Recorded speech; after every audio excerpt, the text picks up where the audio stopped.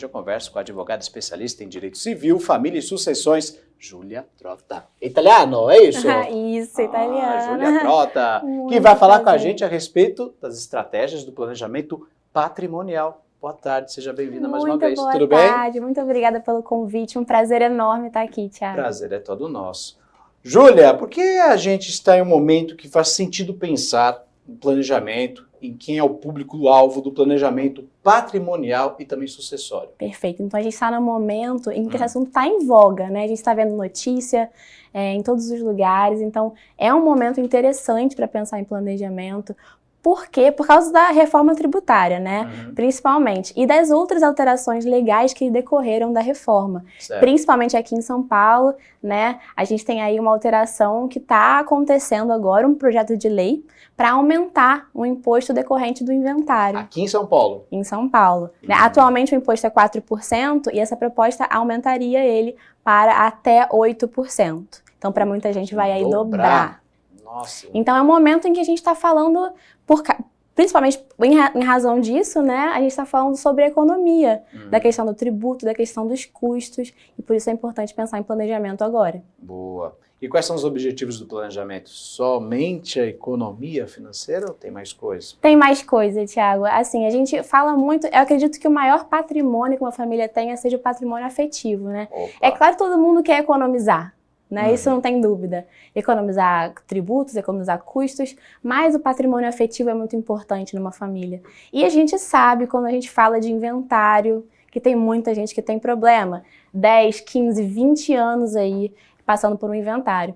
Então, quando a gente pensa em planejamento com um enfoque na proteção da afetividade familiar, a gente pensa em antecipar a vontade daquela pessoa que está aqui para que depois não tenha briga, evitar o máximo que a gente pode o inventário dos bens e evitar a briga familiar. Então, assim, é uma ferramenta muito interessante. Bacana. E quais são as possíveis estratégias ou ferramentas para aplicação disso tudo? Diversas, né? Tem Diversas. muitas ferramentas. Então, um especialista, quando ele recebe, né, uma família para conversar sobre planejamento sucessório, ele vai ter ali na mão dele pelo menos 13 ferramentas que ele pode utilizar. 13? E o interessante disso, Thiago, é que o planejamento ele é algo muito artesanal, né? Então, o meu é diferente do seu, que é diferente de quem está nos escutando. Então, é muito importante que um especialista olhe para aquela família com carinho, né, com atenção, e consiga, dentre essas ferramentas, entender qual é a melhor ferramenta a ser utilizada. Legal. Então, o pessoal que está assistindo a gente em casa, estamos conversando a respeito, então, da importância do estratégia de planejamento patrimonial, né, sucessório. Então, de forma resumida, na verdade, Júlia.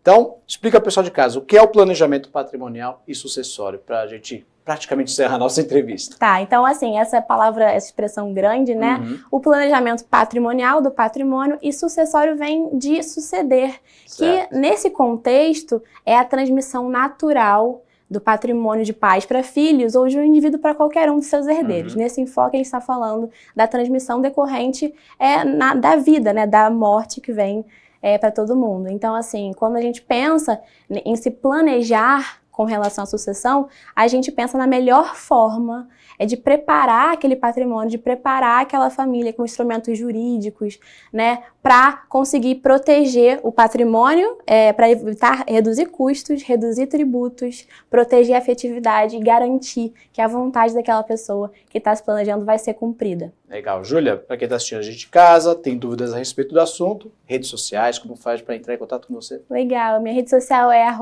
@jutrota e tem o @jqt advocacia. Podem seguir a gente lá, tem muita informação bacana sobre planejamento e esperamos aí trazer muita informação para o pessoal se planejar cada vez mais, se proteger cada vez mais e manter a afetividade da família. Muito bem. Júlia Trota, obrigado mais uma vez. Muito obrigada. Italiana e carioca. Né? Carioca também. Fechou. Obrigado, viu, Júlia? Muito obrigada. Valeu.